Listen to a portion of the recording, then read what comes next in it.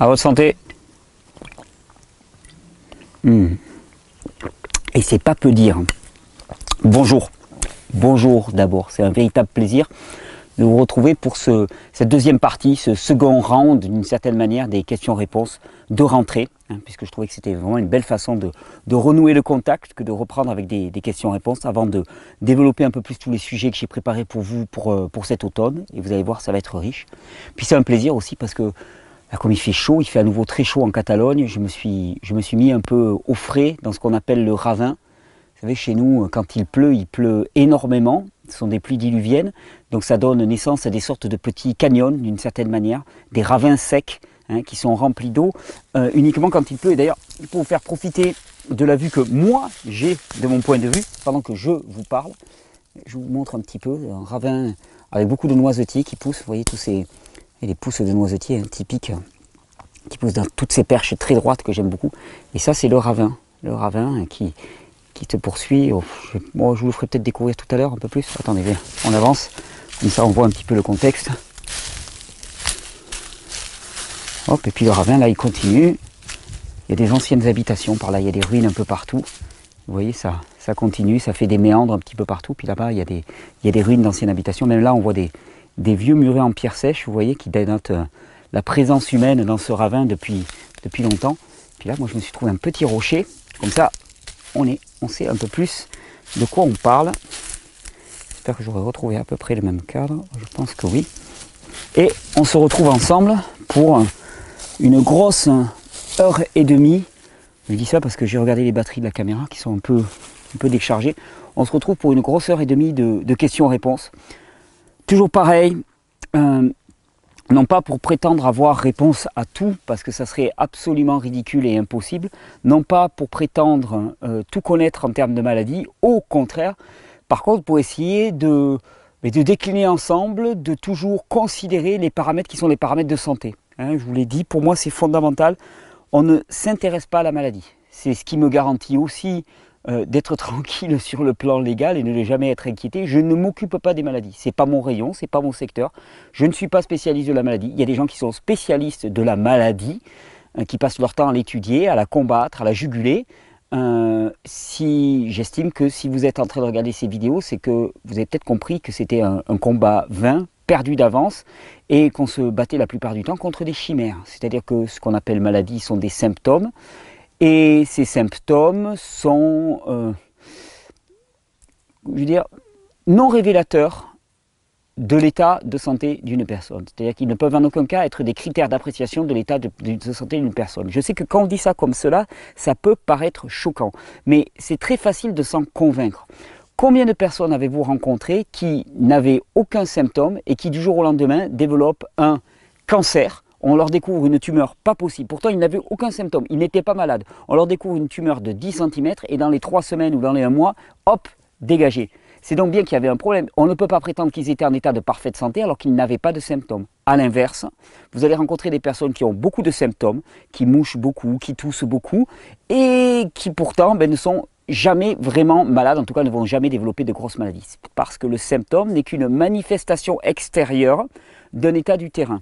Et le symptôme est plutôt une bénédiction. C'est un indicateur, c'est le voyant sur votre tableau de bord qui vous dit où vous en êtes. Supprimer les symptômes, c'est supprimer la chance d'être renseigné sur l'état intérieur du corps. Et il est vrai qu'il y a des personnes qui sont tellement épuisées, tellement fatiguées, qu'elles ne manifestent plus de symptômes. Et pour celles-là, la situation est critique. Donc la présence de symptômes n'est pas un signe de mauvaise santé, la présence de symptômes est plutôt le signe, globalement, en généralisant, de bonne santé. Et donc on ne s'intéresse pas à la maladie, on s'intéresse à la pleine santé. On s'intéresse aux conditions qui font qu'on va pouvoir aller vers la pleine santé, en considérant que l'humain, le vivant tel qu'il est créé, est juste parfait dans son fonctionnement. Ça, c'est un paradigme qui se prouve par l'expérience et par l'étude des mécanismes d'adaptation, d'autorégulation, de réparation, de régénération à l'intérieur du vivant. Au bout d'un moment, à force de les contempler, ces mécanismes, à force de les constater, on se dit « Waouh, mais en fait, ça fonctionne parfaitement. » Ouais, ça fonctionne parfaitement. Et ça, pour moi, c'est quelque chose qui est très important. Qui que vous soyez, quel que soit votre état physique actuel, mais dites-vous que même dans l'état actuel qui est dit de maladie, votre corps fonctionne parfaitement. Il fonctionne parfaitement avec des ressources qui sont peut-être limitées. Mais l'idée, c'est de dire, si tu as ta batterie qui est déchargée, ton moteur, ta voiture ne va pas avancer, elle ne va pas avancer de manière adéquate. Pourtant, ton moteur et ta voiture fonctionnent parfaitement, mais ta batterie est déchargée. Si le carburant que tu mets dans ton réservoir n'est pas un carburant de bonne qualité, ta voiture va s'étouffer, elle va s'encrasser, elle ne va pas carburer de manière adéquate. Pourtant, ta voiture fonctionne parfaitement. Il y a au pire un dépôt à l'intérieur de ton moteur. Et c'est vrai qu'on a parfois l'impression que l'approche que je peux vous proposer est simple. Oui, elle est simple et je revendique cette simplicité. Elle n'est pas simpliste, elle est simple. Elle n'est pas obligatoirement facile, mais elle est simple. Et pour moi, c'est rassurant. C'est un critère de vérité qu'elle soit simple. La complexité et l'ésotérisme n'ont jamais été des critères de vérité. Et c'est vrai que l'explication, elle est relativement simple. Et le parallèle avec la voiture est assez bon pour l'organisme vivant, avec toutes les limites qu'on peut avoir. Une voiture n'est pas un organisme vivant, c'est évident. Mais l'humain, ou 90% des humains que vous allez rencontrer, ils ont deux gros problèmes. Leur batterie est totalement vide. Épuisement, et ça c'est le mal du siècle, hein. Et épuisement, alors avec le cortège de manifestations symptomatiques qui peuvent aller avec l'épuisement, mauvaise digestion, troubles du sommeil, angoisse, troubles psychiatriques divers parce que mauvaise circulation du sang, alors troubles au niveau des mains, au niveau des pieds, mauvaise circulation du sang parce que épuisement, troubles au niveau neuro-cérébral, c'est-à-dire vision, olfaction, audition, équilibre, mémoire, cognition, tout ça, ça peut être altéré par simplement de l'épuisement, parce qu'il n'y a pas assez de sang qui monte à ce niveau-là. Et puis alors avec tout ce qui va être corrélé, parce que si le corps n'a plus d'énergie, il ne va plus se nettoyer de manière adéquate. S'il ne se nettoie plus de manière adéquate, alors là on va avoir le cortège de bactéries, parasites, champignons qui vont se développer. Et on passe notre temps à lutter contre des bactéries, des champignons et des parasites en ne se rendant pas compte que ce ne sont que des symptômes de quelque chose qui est en amont, qui est l'épuisement par exemple. Et que si on ne répond pas à cet épuisement, on va passer notre vie à nous battre contre des champignons et des bactéries, à utiliser des traitements de plus en plus agressifs qui vont ne faire qu'aggraver la situation et qu'au final, jamais on ne s'en sortira. Et d'ailleurs, c'est souvent l'histoire de santé de la plupart d'entre nous. C'est-à-dire qu'au début, on a un parcours médical classique, puis au bout d'un moment, on se dit « ok, je n'obtiens pas les fruits que je voudrais obtenir, donc on s'intéresse à l'alternatif ». Le problème, c'est que si on tombe dans de la naturopathie symptomatique, comme c'est majoritairement le cas malheureusement, je ne dis pas que, mais majoritairement le cas, eh bien à ce moment-là, qu'est-ce qu'on va faire? On va faire exactement la même chose, c'est-à-dire qu'on va passer notre temps à nous battre contre des chimères, on va passer notre temps à nous battre contre des parasites, ces parasites n'étant là qu'en réponse à une situation, cette situation étant par exemple l'épuisement de l'organisme. Hein, jamais un symptôme n'est monofactoriel, là aussi, grosse différence par rapport à l'approche classique. Dans l'approche classique, tu as une maladie, un symptôme, tu as un médicament pour le traiter. Mais là, c'est totalement faux. Je veux dire, pour les parasitoses, par exemple, dans l'organisme, on va pouvoir trouver 15 raisons, 20 raisons, 25 raisons. Pour la dépression, pareil. Pour ça, quand les gens me disent, même dans une approche alternative, oui, il a ça, donc il faut qu'il fasse ça, je dis, mais qui es-tu? Comment peux-tu prétendre connaître l'origine symptomatique de toutes les manifestations? C'est impossible. Il faudrait connaître l'histoire de l'individu pour arriver, mais vraiment dans son exhaustivité, pour arriver à avoir une vision un peu claire et encore. Par contre, ce qu'on peut faire, c'est toujours la même chose, c'est rétablir le terrain. Et je vous disais, donc, première cause, souvent de 90% des personnes que vous allez croiser, épuisement de la batterie, comme dans la voiture. Et la seconde cause, c'est congestion, dysfonctionnement du système digestif. C'est-à-dire qu'on met un carburant dans notre organisme. Alors, carburant, ce que l'on mange, mais ça va beaucoup plus largement que ça. Toute notre alimentation. C'est aussi ce que l'on voit au quotidien. Il est certain que de passer son temps, venez simplement passer une journée, déjà je vais mettre un défi, viens simplement jeûner une journée, tu te mets une natte là, ici, posée, hein, tu te couches en regardant la frondaison des chênes et des noisetiers au-dessus de ta tête et tu restes simplement une journée dans le silence à écouter les bruits de la nature. Mais je peux te dire qu'en termes de nourriture et de changement profond dans l'individu, ça va avoir une différence colossale par rapport au fait de passer une journée en pleine ville à courir de rendez-vous en rendez-vous. Ça paraît un truisme, ça paraît une évidence, c'est d'une banalité totale. Et pourtant, nous le savons, mais nous ne le mettons pas en application. Et je le dis souvent, qui d'entre nous part en vacances en plein dans les embouteillages à 6 heures de pointe? Non, tu pars en vacances, alors souvent il y a des embouteillages pour aller en vacances parce que tout le monde va au même endroit, mais globalement on va en vacances dans la campagne, à la montagne, près de la mer, dans des environnements naturels. Pourquoi? Parce qu'on y est bien. On y est spontanément bien, parce que nous y recevons une nourriture qui est adéquate. Et donc, d'un côté, il y a l'épuisement de la batterie, de l'autre côté, il y a la nourriture qui n'est pas adéquate. Et si on assure une énergie nerveuse suffisante à la plupart d'entre nous, par le repos et la réparation du système nerveux par des techniques comme le massage, les bains de soleil, le repos tout azimut, hein, bien sûr, et qu'à côté de ça, on rectifie la qualité et la quantité d'alimentation qui est apportée au quotidien, hein. Alors alimentation, je vous dis au sens le plus large, ce que l'on mange, nos relations avec les autres, l'environnement dans lequel on vit, notre alimentation spirituelle aussi, et si l'on régule tout cela, qu'on le remet en conformité avec ce qui doit être bon pour nous, eh bien qu'est-ce qu'on voit? Que nous fonctionnons parfaitement.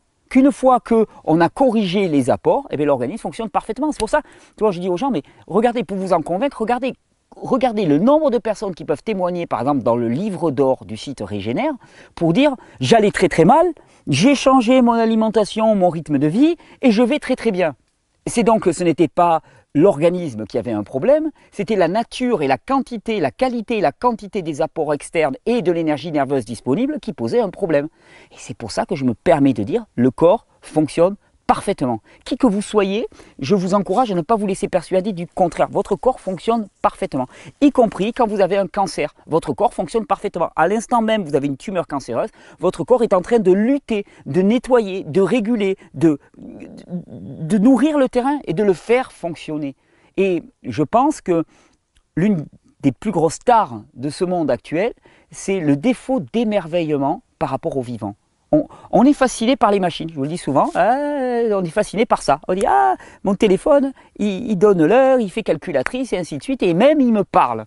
Je dis, mais mon gamin de 6 mois, d'ici peu, il va me parler aussi. Il n'y a pas de souci de ce côté-là. On est fasciné par les machines et on n'est pas émerveillé par le vivant. On est émerveillé par le dernier Galaxy S9 qui va sortir. On se dit, oh, cette fonction, elle est magnifique. Et le vivant, est-ce que tu as passé un instant à regarder le vivant, à regarder un enfant se développer, cette capacité d'apprentissage que n'aura jamais ça?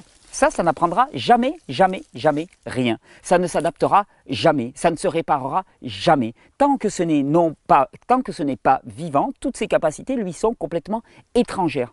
Un enfant qui se développe, c'est juste un miracle, par certains côtés. Il y a tellement de paramètres. Vous imaginez partir d'une petite chose comme ça et se dire, ça va devenir un adulte responsable qui va avancer dans... Enfin, responsable. Ça devrait devenir un adulte responsable, autonome, plus ou moins autonome, ça dépend à quel âge, mais enfin, qui va évoluer dans le monde, qui va créer, qui va lui-même vraiment se reproduire et donner d'autres vies qui vont aller par la suite, de génération en génération. Mais ça, c'est merveilleux. Et j'espère vraiment que dans ces vidéos, vous touchez aussi cet émerveillement devant le vivant, à constater au travers des exemples que l'on prend, se dire, waouh, waouh. Mais en fait, je suis vivant et c'est quelque chose d'incroyable. J'ai une capacité qui est merveilleuse et unique. Si vous ressortez de cette vidéo avec cette perception, alors que tout autour, on n'arrête pas de nous dire à quel point nous sommes fragiles, nous sommes condamnés, on est trop nombreux sur cette planète, enfin des stupidités de ce genre-là, avec cette espèce de pensée nauséabonde, de détestation du vivant, parce qu'actuellement c'est bien ça qui est à l'œuvre. Hein. Et ben, si vous arrivez à sortir de cette vidéo avec cette espèce d'émerveillement, d'amour du vivant, waouh! Ok, alors là, je me dis, ok, ça aura servi à quelque chose que je fasse cette vidéo et que j'investisse du temps dans cette activité. Donc, je vous en remercie. Je vous remercie pour toutes les personnes qui partagent ces vidéos.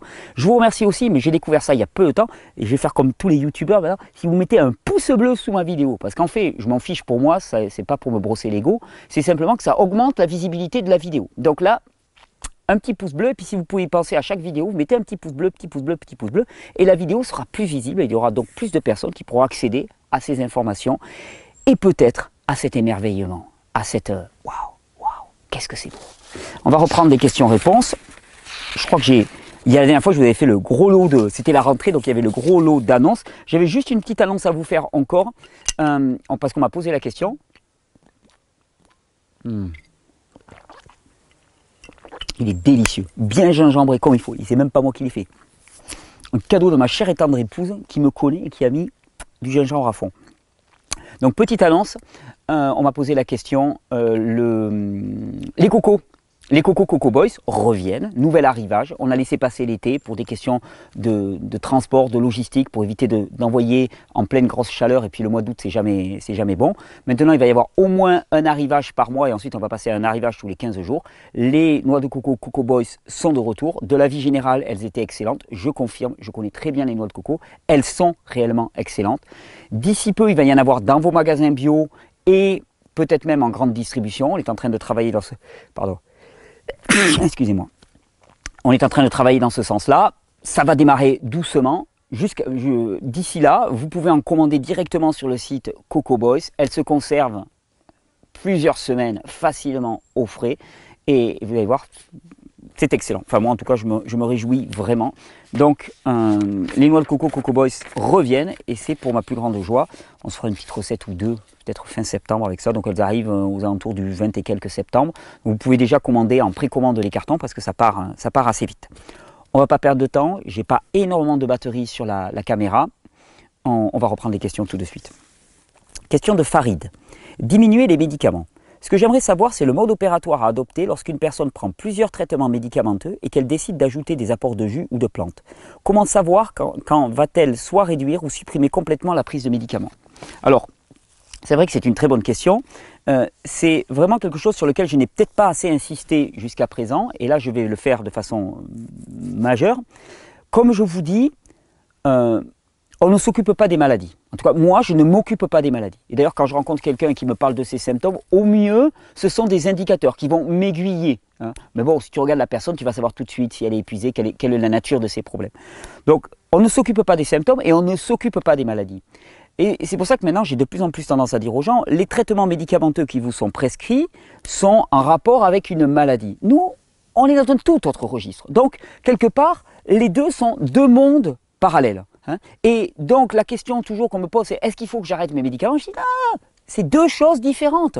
Tu as ta maladie et ton traitement, et tu as ton terrain que tu vas nourrir, que tu vas comprendre quels sont les besoins vitaux de ton corps et de ton être, et tu vas y répondre de manière adéquate. Et pour la question quand arrêter les médicaments, la plupart du temps, ça vient de lui-même. C'est-à-dire, c'est pas quelque chose qu'on raisonne a priori. Il y a un jour, tu vas te dire waouh, mais en fait, ma tension, elle est redevenue normale. Enfin, et puis, oh, tu fais un petit essai, tu vois, par exemple, je te parle de médicaments hypotenseurs, par exemple, tu fais un petit essai, tu sautes une journée, tu regardes comment va ta tension, tu dis waouh, ça va beaucoup mieux. Pareil avec le diabète, tu mesures ta glycémie, hop, tu vois que ça va mieux.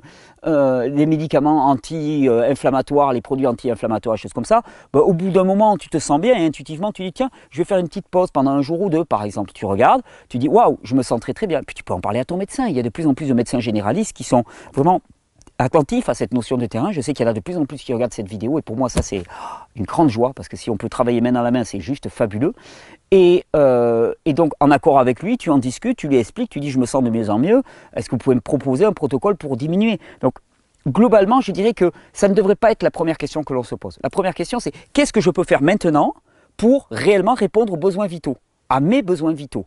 Et les médicaments, voilà, je continue. Parce que de toute façon, au début, le temps que la mise en place des réformes se fasse, ben, tu as encore besoin de ces béquilles et de ce traitement de suppression des symptômes, certainement. Et puis petit à petit, il y a un jour, ça va venir, spontanément, naturellement. Comment est-ce qu'on le sait? On le sait. Mais en tout cas, si j'ai une recommandation à faire, ça ne devrait pas être notre première préoccupation. On s'en fout. Les symptômes, on s'en fout. Il y a un médecin qui est spécialiste du symptôme. On va le voir pour qu'il traite nos symptômes. Il s'occupe de nos symptômes et c'est très bien. Nous, on est dans un tout autre domaine. Comme ça, il n'y a pas de mélange des genres, il n'y a pas de risque de pratique illégale de la médecine. On ne fait pas de médecine. Si la médecine s'intéresse aux symptômes, on ne fait pas de médecine. Donc il n'y a aucun risque. On ne peut rien te reprocher. Personne ne pourra te dire tu fais une bêtise en t'intéressant à la qualité de ton alimentation, à la qualité de ton repos, à la qualité de ton cadre de vie. Tout le monde va te dire, mais oui, tu as raison, c'est une bonne chose. Donc, pas d'opposition au sein du cadre familial, cadre professionnel, dans le cadre médical, pas d'opposition. Tu vas voir un médecin, tu lui dis, écoutez, voilà, bon, j'ai mon traitement et tout. À côté de ça, je me mets à consommer plus de fruits et de légumes, à prendre plus de temps pour moi, à me relaxer vraiment, à recevoir des massages, même de temps en temps, me faire une journée de jeûne. Je veux dire, n'importe quel médecin sensé va te dire, allez-y, allez-y. Bah, très bien, vas-y, vas-y. Par contre, ce à quoi ils ne s'attendent pas, et dont tu peux témoigner aussi, c'est que quelques temps après, tu vas dire, bah, écoutez, vous savez, finalement, avec mes bonnes pratiques, ben, je vois que les symptômes pour lesquels je venais vous consulter, ils ont complètement disparu. il n'y a plus de maladie. Il n'y a plus de maladie. Et c'est là que tu te dis, ah, finalement, la maladie, c'était quoi? C'était quoi? C'était une mauvaise compréhension, un mauvais choix. Et on revient à cette notion de choisir la vie. On n'avait pas fait le choix de la vie à ce moment-là, parce qu'on ne connaissait pas les termes de l'équation, on ne connaissait pas les paramètres en jeu, et donc on n'avait pas fait le choix de la vie. Donc ne nous soucions pas de la maladie, ne nous soucions pas des médicaments. Je sais que des fois les gens me disent oui mais ce médicament va aller contre la régénération, c'est très rarement le cas franchement. Puis de toute façon, mesure de précaution, les premiers temps, ne touchez pas à la médication, parce qu'il faut aussi le temps que les choses se mettent en place. Voilà, j'espère que ça aura répondu à ta question. Question de Ravi. Test d'urine dans un bocal. Question sur le test d'urine dans un bocal pour voir si nos reins filtrent bien. Donc, qu'est-ce qu'il veut dire par là? Il veut dire qu'on fait pipi dans un verre ou dans un bocal pour regarder la couleur de l'urine et pour regarder son caractère trouble ou pas. La couleur de l'urine nous renseigne sur la présence de déchets à l'intérieur de l'urine et surtout, la théorie, entre guillemets, la règle, si on voulait dire, c'est que ça ne sert à rien d'avoir une urine trop claire. C'est-à-dire ça ne sert à rien de boire au-delà du besoin de notre corps. Si vous commencez à avoir une urine qui est translucide, ça veut dire quelque part vous avez des apports à queue qui sont presque trop importants. Et dire il faut boire de l'eau pour éliminer, non, parce que si tu bois de l'eau en excès, le corps va éliminer de l'eau. Il faut boire de l'eau en suffisance pour que ton urine ne soit pas trop chargée, pour ne pas faire supporter trop d'efforts à tes reins. Mais à partir du moment où tu as une urine jaune, paille, voire même jaune doré, ça veut dire que tu as suffisamment d'eau, il n'y a pas à s'inquiéter. Donc faire pipi dans un bocal, c'est pour mesurer ça. Et mesurer aussi le trouble de l'urine, parce qu'il y a des formes de cristaux sous forme de sédiments qu'on peut éliminer, qui sont importants à éliminer. Et c'est vrai qu'au début, la fonction rénale ne permet pas toujours de l'éliminer. Alors, question sur le test d'urine dans un bocal pour voir si nos reins filtrent bien.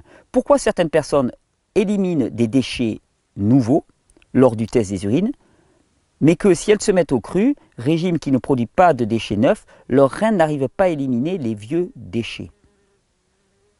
Je ne suis pas sûr de comprendre ta question. Je reprends. Pourquoi certaines personnes éliminent des déchets nouveaux provenant d'aliments non physiologiques qu'elles mangent au moment du test, lors du test des urines, mais que si elles se mettent au cru, régime qui ne produit pas de déchets neufs, leurs reins n'arrivent pas à éliminer les vieux déchets? Je crois comprendre, tu me diras si je me suis trompé.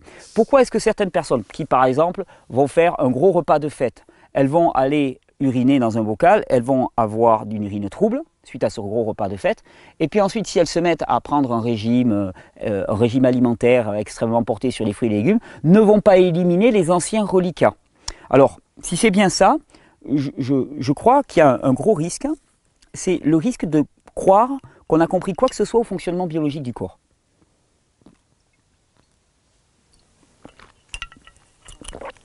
Et ça, c'est un gros risque, y compris et surtout dans les milieux alternatifs. Parce que longtemps, on ne s'intéresse pas du tout à notre physiologie. Quand on te dit j'ai mal au foie, c'est t'as mal entre ça et ça, quoi, globalement. Hein, t'as le foie, là, j'ai mal au ventre. Il y a la tête, le ventre et les jambes, hein, globalement. Et puis le dos. J'ai mal à la tête, j'ai mal au dos, j'ai mal au ventre, j'ai mal aux jambes. Voilà, à peu près. Donc là, c'est le niveau de base dans lequel moi j'étais complètement. Donc c'est de l'humour, mais c'est pas de la moquerie. Puis au bout d'un moment, on commence à s'intéresser à la physiologie.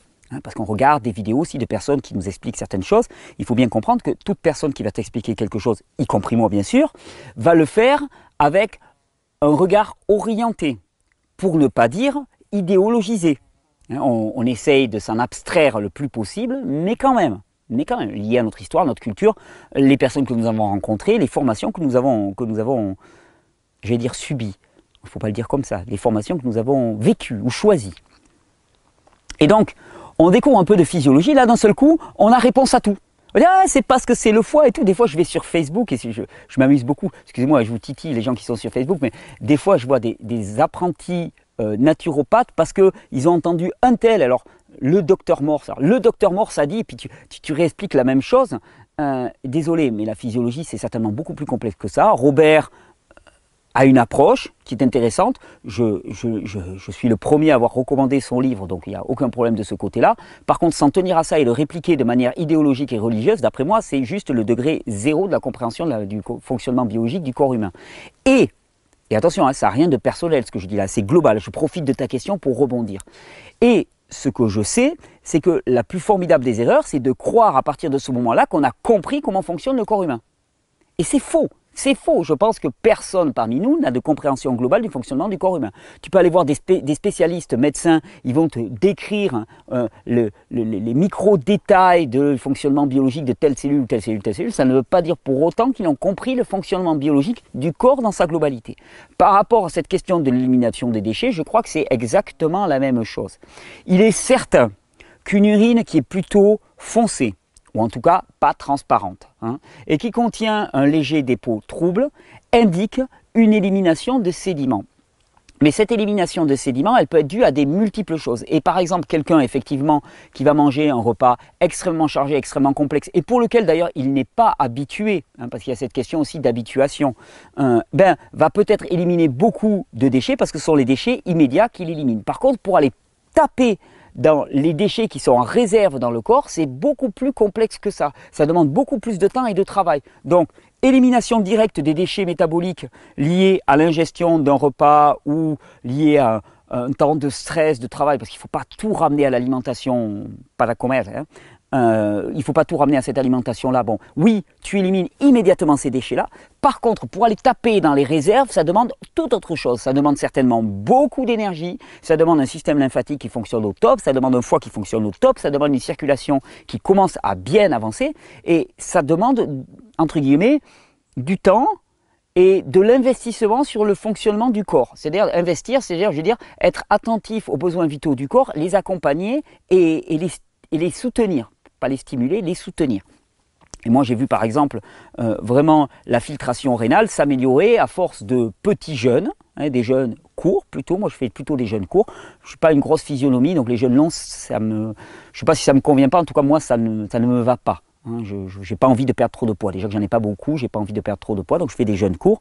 L'utilisation de plantes médicinales, alors moi je peux témoigner vraiment que ma filtration rénale, tu fais une cure par exemple du mélange qui s'appelle pure élimination chez Régénérescence, et je peux te dire que là, en termes de filtration rénale, tu vas vraiment voir la différence. De jour en jour, tu vas voir la quantité de sédiments dans tes bocaux augmenter nettement. Parce que là, en termes de boost, non, en plus c'est un mélange qui prend tout en compte, qui prend l'élimination, la détoxification avec le foie, la circulation lymphatique, tout est pris en compte. Tu rajoutes un mélange comme Réno 1, voire Réno 2, Lympho 1 ou Lympho 2, et là je peux te dire que ça va tirer au portillon, et en termes de filtration, tu vas voir de sacrées différences. Donc c'est un travail, c'est-à-dire pour aller puiser dans les réserves du corps, ça demande de l'énergie disponible. Et ça, ça ne se fait pas du jour au lendemain. Donc voilà, peut-être, j'espère que j'ai répondu à ta question. Et je crois qu'il y a une autre question d'ailleurs sur les plantes médicinales je ne l'ai pas vu là, du docteur Morse. Je ne l'ai plus vu là. Oui, mais enfin bon, j'en profite parce qu'il y a plusieurs personnes qui m'ont dit « Ouais, mais pourquoi tu ne recommandes pas ces plantes ?» et ainsi de suite. Donc de ce côté-là, j'ai toujours dit la même chose. Les formulations, rien à redire, elles sont excellentes. Par contre, je refuse d'utiliser de l'alcool à 42 degrés dans des préparations. Ça me paraît totalement antinomique avec le fonctionnement d'un organe qui est essentiel, qui s'appelle le foie. Donc je ne peux pas utiliser des formules qui contiennent de l'alcool parce que pour moi, c'est contraire à la notion de régénération. Après, chacun fait ses choix. En herboristerie, c'est un grand débat. Question de Nadine. Jeune et enfant. Alors jeune avec un accent zirgonflex. Bonjour Thierry et toute l'équipe. Salut Nadine. Peut-on faire jeûner les enfants? Si oui, combien de temps? Alors à la question, peut-on faire jeûner les enfants? Oui. Doit-on faire jeûner les enfants? C'est plus compliqué. Alors peut-on? On se renvoie à la capacité physiologique du corps. Oui, un enfant peut jeûner, absolument. Il n'y a pas de grosse différence constitutive entre un enfant et un adulte. Il a des réserves comme un adulte. La seule différence, c'est au niveau du câblage du système nerveux. Un enfant, surtout les enfants avant 12-14 ans, ils ont un système nerveux sympathique qui est bien développé, donc le côté action, lutte ou fuite et ainsi de suite est très développé. Par contre, le côté parasympathique qui préside au repos, au nettoyage et à la régénération est plus faiblard. Donc déjà, ça devrait nous donner une indication des jeûnes longs pour des enfants. Après, alors je sais qu'en France, le sujet est extrêmement tabou. Après, je sais que si tu regardes un petit peu sur les portails de recherche scientifique, NBCI par exemple, ou PubMed, NBCI ou PubMed, qui sont des portails de publications scientifiques en anglais mondiaux, tu vas voir qu'actuellement, on utilise énormément le jeûne, par exemple pour des enfants diabétiques, même très jeunes, de 3 ou 4 ans, des enfants leucémiques, par exemple, avec des résultats extraordinaires. En France, c'est tabou, hein, dès qu'on s'occupe des enfants là. Alors c'est pour ça que c'est la deuxième partie de ma question, c'est peut-on, oui, physiologiquement, un enfant peut jeûner, doit-on? Plus compliqué, plus compliqué. Doit-on imposer le jeûne à un enfant? Je ne crois pas.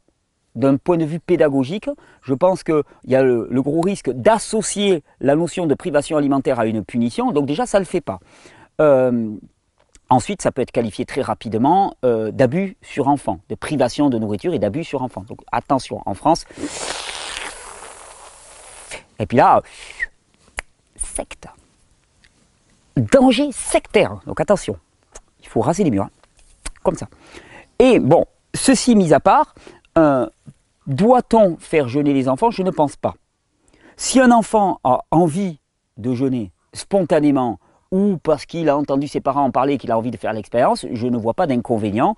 Et hormis le bémol qui serait de ne pas lancer un enfant dans un jeûne trop long, c'est-à-dire franchement quand un enfant a fait 2-3 jours de jeûne, ça me paraît déjà pas mal, hormis cas particulier de maladies lourdes qui nécessiteraient vraiment un gros nettoyage interne et là qui devrait être fait, accompagné, enfin voilà, tu connais tous les précautions oratoires qu'il faut utiliser. Mais hormis ça, je pense que si un enfant a spontanément envie de jeûner parce qu'il voit ses parents le faire, parce qu'il voit ses parents aller bien et être bien, pourquoi pas, hein, pourquoi pas, et qu'il fasse cette expérience, il verra par lui-même, et puis surtout en étant vraiment souple avec lui, c'est-à-dire il se lance dans son jeûne, si le soir il te dit ah j'ai faim, j'en peux plus, de pas lui dire ah t'as pas fait ton expérience, non non, ouais super, écoute t'as fait un truc cette journée, t'as fait une expérience, qu'est-ce que t'en as pensé, comment tu te sens et tout, sans le qualifier, sans le connoter de manière trop positive, parce que là aussi c'est de la manipulation, ou trop négative, tu vois, ouais tu veux jeûner, pourquoi pas, essaye, et puis tu vois ce que ça te dit. Donc ça c'est la première, la première des réponses. Voilà, je veux juste mettre en garde contre le fait d'imposer le jeûne aux enfants, parce que c'est comme imposer des changements alimentaires trop drastiques aux enfants. Ça risque de construire une expérience négative basée sur la coercition et l'enfant aura juste envie de faire exactement le contraire. Après, autre problème, si tu fais jeûner un enfant, attention aux réactions de l'entourage, hein. Par contre, une chose qui me paraît beaucoup plus importante que de faire jeûner un enfant avec le côté assez artificiel, de tu vas te priver de nourriture. C'est juste arrêter de les gaver. Tu vois, parce que souvent on pense qu'il faut l'un ou l'autre, tu vois, c'est soit ils se gavent comme on les gave comme d'habitude, soit on les fait jeûner. Mais arrêtez de les gaver. C'est-à-dire arrêtez de leur proposer de la nourriture en permanence et attendre qu'ils aient faim. Arrêtez d'avoir des espèces de rythmes établis. Tu te lèves le matin, tu as dormi, le nez devant le bol de céréales, là, tu sais, le gamin il s'endort à moitié, allez mange tes céréales, mange, j'ai pas faim, mange tes céréales, mange, mais non, tu lui files 2 bananes dans le sac, un petit biscuit que tu lui as préparé, j'en sais rien quoi, une petite pomme, des dattes, des figues sèches, une petite bouteille de jus et tout, et puis il mangera quand il aura faim. Ça me paraît la logique absolue, sans parler de jeûne pour les enfants. Nous à la maison, les enfants ne jeûnent pas, par contre, ils mangent quand ils ont faim. C'est-à-dire qu'il n'y a aucune injonction dans un sens ni dans l'autre. C'est-à-dire le matin, s'ils sont partis pour s'amuser, des fois ils n'ont pas faim, ils ne parlent pas de manger avant 10h, 11h. Bon ben voilà, 10h, 11h, ils disent ah Thierry j'ai faim, ben ok, qu'est-ce que vous voulez manger?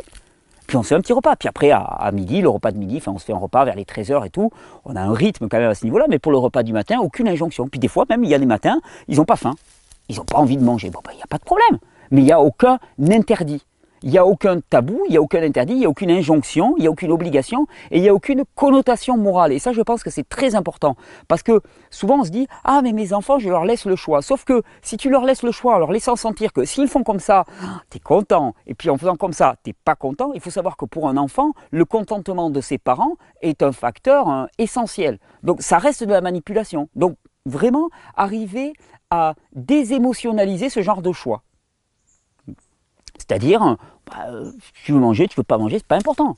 Apprends par contre, à la limite, ce que vous pouvez valoriser en tant que parent, c'est valoriser le fait que l'enfant il tienne compte de son ressenti. C'est-à-dire qu'il ne mange que s'il a faim et pas par habitude, et il ne se prive pas de manger parce qu'il croit que ça va être bon pour lui de se priver de manger. Arriver vraiment à fonctionner à partir de cette conviction, cette sécurité intérieure, cette vie intérieure qui lui dit, ben voilà, t'as faim, t'as pas faim.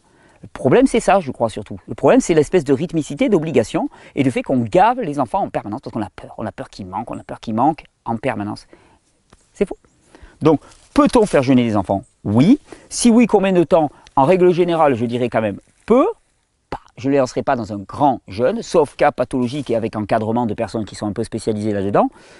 Mais surtout, le faire à la spontanéité et à la joie. Voilà quelle serait... J'espère que j'ai répondu à ta question. Question de Jean-Victor, pain au levain. Bonjour Thierry, pourriez-vous revenir sur l'action du levain sur le gluten dans les pains au levain à l'ancienne? Est-ce que les pains au levain sont juste un moindre mal par rapport aux pains à la levure ou bien est-ce qu'on peut trouver un intérêt pour notre santé? Ah, sujet très intéressant.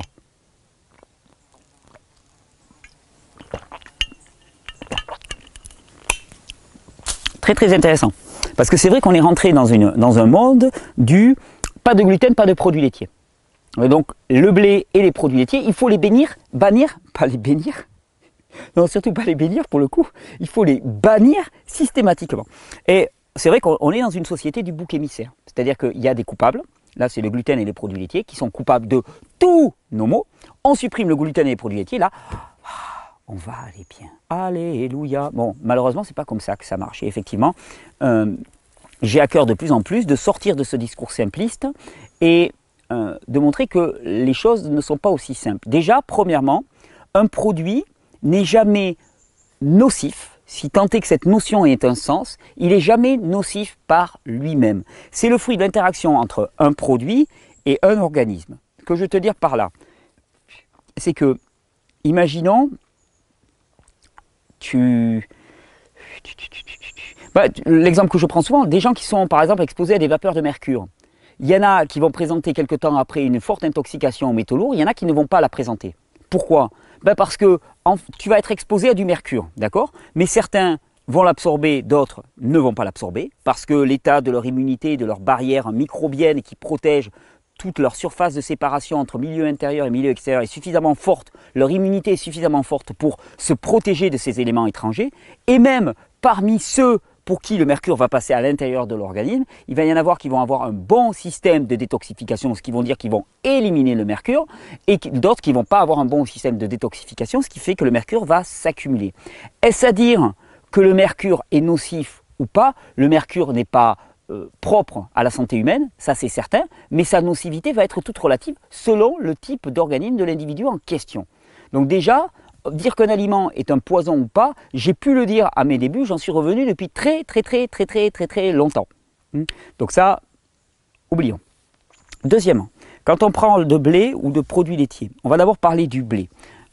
Effectivement, il y a deux grosses différences majeures qui se sont passées dans l'utilisation du blé et particulièrement du pain, quand on parle du pain après la Seconde Guerre mondiale.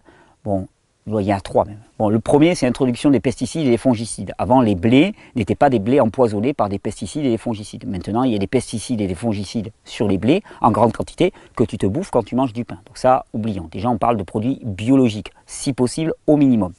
Mais surtout, il y a eu deux caractéristiques. On a sélectionné les blés de manière à avoir des chaînes protéiques de plus en plus longues. Pourquoi? Parce que plus la chaîne protéique est longue, plus la pâte est élastique, c'est du bubblegum, et donc plus tu peux mécaniser le travail de la pâte. C'est-à-dire que si tu prends un pétrin mécanique qui tourne relativement vite, il te faut une pâte qui soit très élastique. Tu prends des pâtes par exemple de blé ancien comme le petit épeautre ou comme des variétés locales, le rouge de Bordeaux, le rouge du Roussillon, la Touzelle par exemple, qui sont des variétés locales de blé. Bon ben à ce moment-là, tu les mets dans des pétrins mécaniques, ça va se déchirer de partout. Pourquoi? Parce qu'il n'y a pas ces longues chaînes protéiques. Le problème, c'est qu'on a sélectionné les blés pour augmenter la taille de ces longues chaînes protéiques, sans s'intéresser à la question qui aurait dû être la première, c'est est-ce que nous sommes aptes à digérer ces longues chaînes protéiques? Non, parce que les longues chaînes protéiques, c'est super pour les pétrins mécaniques, mais on n'est pas censé faire du pain pour les pétrins mécaniques. On est censé les faire pour l'humain. Donc, premier truc.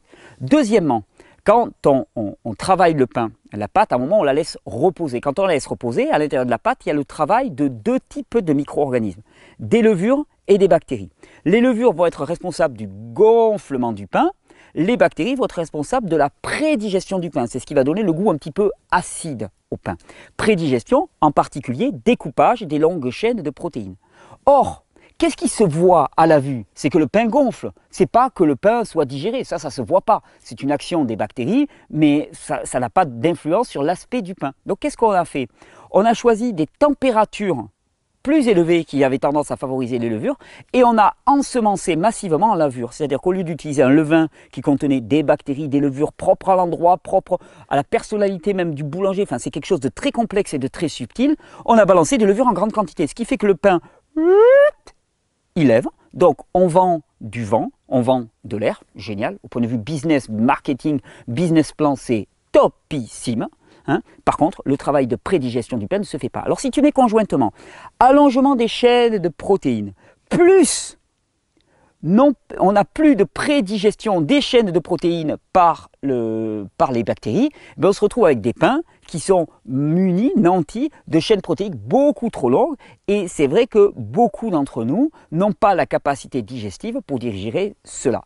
Par contre, si on revient sur des variétés relativement anciennes de blé et qu'on les laisse fermenter suffisamment de temps avec des levains contenant suffisamment de bactéries, c'est tout autre chose. C'est pour ça que quand on me dit « ouais, le pain c'est nocif », je dis « mais de quel pain tu parles ?» Tu parles d'un pain qui est à la farine blanche bourré de pesticides levé à la levure, ou tu parles d'un pain à la farine bio locale de variété ancienne, moulu d'ailleurs sur des moulins, on pourrait en parler de ça, mais la mouture sur la qualité du moulin dépend beaucoup, enfin va déterminer beaucoup de la qualité du pain. Donc tu vas parler d'un pain variété ancienne, sans pesticides, sans OGM bien sûr, sans fongicides, moulu, allez, le top du top sur un moulin à strier, hein, qui a été fermenté longuement avec un levain naturel, qui a été cuit au four à bois. Enfin, de quoi tu parles? Ce sont deux produits qui sont radicalement différents. Et le problème, c'est qu'actuellement, on simplifie à outrance. Et d'ailleurs, c'est ce qui fait que je caresse le projet, et je pense que je vais le mettre il n'est pas prêt d'arriver. Je vais le mettre en action, hein, je ne me souviens plus du terme. Enfin bon, je vais le réaliser, ce projet, si ce n'est pas cet automne, au printemps prochain, de recommencer à faire du pain. Parce que j'ai aimé être boulanger, j'ai aimé le travail du pain, j'ai aimé le travail sur les fours, embraser un four, regarder la couleur de la voûte, hein, ceux qui font du pain comprendront, débraiser le four. Surtout, je me souviens quand j'ai été dans une communauté qui s'appelait la communauté de l'Arche, quand j'étais beaucoup plus jeune. Et là, on avait un four de 6 mètres de diamètre et j'étais le boulanger pendant un certain temps là-bas. Je travaillais avec des pelles à four de 6 mètres de long pour faire des biches de 6 à 8 kilos. Oh, c'était quelque chose de fantastique. Il y a un toucher avec la matière qui est fabuleux. Alors j'ai arrêté d'en faire et souvent ça me manque. Mais je me suis dit, tiens, je vais recommencer à en faire parce que dans ma montagne, il n'y a plus une seule boulangerie. Les gens du pays sont obligés de faire une demi-heure, 40 minutes de route pour aller acheter de la baguette dégueulasse et qui là, pour le coup, est un poison parce que rempli de pesticides et de fongicides. Donc on va refaire du bon pain naturel, ici, fermenté et ainsi de suite. Et c'est vrai, j'en discutais avec quelqu'un qui est aussi une personne ressource que j'apprécie et que j'admire énormément pour son travail. J'en discutais avec Jacques Antonin lors du stage de Val de Consolation, puisqu'il était venu avec son épouse à Val de Consolation. J'en discutais avec Jacques et qui me confirmait que du pain avec des variétés relativement anciennes, fermentées de manière adéquate, ne pose aucun problème aux personnes qui sont soi-disant allergiques au gluten. C'est donc que la décomposition a eu bien lieu. Et d'ailleurs, c'est rassurant, parce que des générations entières se sont nourries de pain. On se dit, mais alors les mecs, comment est-ce qu'ils faisaient? Je veux dire, si c'est un tel poison, comment des gens ont pu vivre en mangeant 1 kilo de pain par jour? Parce que ce qu'ils mangeaient n'était pas la même chose que ce que l'on met sous le terme pain maintenant. Et donc, il y a un véritable enjeu. Alors tu me demandes, est-ce que c'est un produit de santé? Ça après.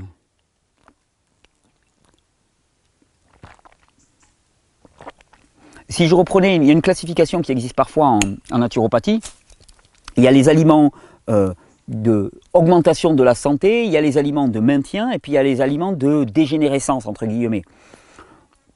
Je dirais dans un absolu, mais même ça, c'est mauvais comme classification. Ça donne une valeur, le bien, le mal, et ainsi de suite. Mais bon, je dirais que dans un premier temps, voilà, tout ce qui est chargé de micronutriments, comme les fruits et les légumes, crus si possible, bon, ça c'est boostant de santé. Puis tu as les produits neutres, un pain bien fermenté, et ainsi de suite, c'est globalement quand même un produit neutre.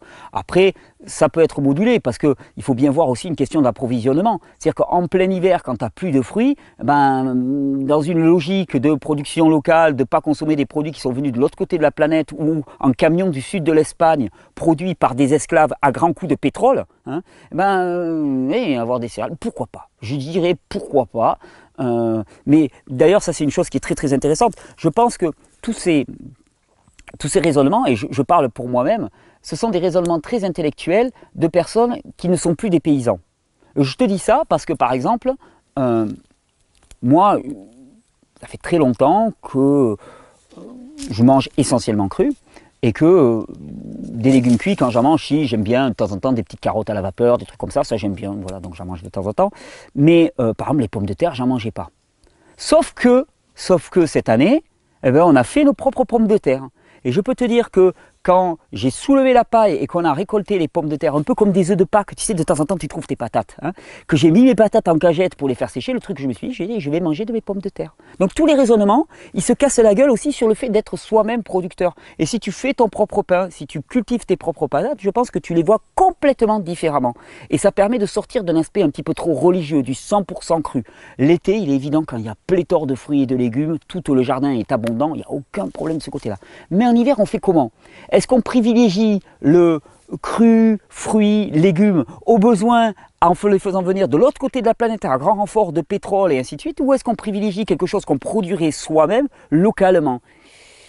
Moi, je crois que de plus en plus, mon choix va vers le second, pour une question de cohérence. Alors, il est certain qu'on est en train de planter aussi des vergers de manière à faire en sorte d'avoir en hiver une grande quantité de fruits et de légumes disponibles. Mais bon, donc le pain. Après, il faut voir aussi la dimension traditionnelle du pain dans notre civilisation. Puis après, tout dépend. Est-ce que tu en fais l'essentiel de ton nourriture ou pas? Mais tu vois, même cette question d'essentiel de nourriture, il faut bien comprendre, l'une des travers aussi de notre civilisation, c'est de croire que quand on parle d'alimentation, on parle uniquement de ce que l'on avale lors des repas. Notre alimentation, c'est tellement plus. Il y a une petite guêpe qui est venue s'inviter. Notre alimentation, c'est tellement plus. Et on va te dire, oui, mais alors si tu manges des patates, et je l'ai déjà entendu ça, ou du pain, ça va être producteur de mucus, c'est tout ce que tu veux. Ouais, simplement, est-ce qu'il vaut mieux manger des fruits enfermés dans un bureau sous un néon toute la journée, ou manger des patates que tu es allé déterrer dans ton jardin, tu as passé ta journée dehors à t'occuper de tes plantes, de tes arbres, de tes animaux, de tes enfants? Hein, moi, le choix, il est rapidement fait. Qu'est-ce qui va te s'assurer la meilleure santé et la meilleure réponse à tes besoins vitaux? C'est la seconde. Et je pense toujours à ces travaux de Weston Price. Là, on a parlé du blé, mais on pourrait dire exactement la même chose sur les produits laitiers. Et je pense à ces travaux de Weston Price qui est tombé par exemple sur des personnes reculées, qui vivaient reculées dans les années 30, hein, dans des cantons très hauts dans les montagnes en Suisse par exemple, et qui au moins la moitié de l'année avaient quasiment pour seule alimentation du pain et du fromage d'alpage qu'ils produisaient, et qui étaient en parfaite santé, avec un développement, alors lui c'était un dentiste, donc il regardait le développement des dents et ainsi de suite, qui était excellent. Et d'ailleurs, il faut bien savoir que, alors là on parlait du blé, mais quand on parle des produits laitiers aussi, eh bien, les produits laitiers peuvent être hautement minéralisants si les bêtes qui ont produit le lait ont brouté de l'herbe qui était riche en matière minérale.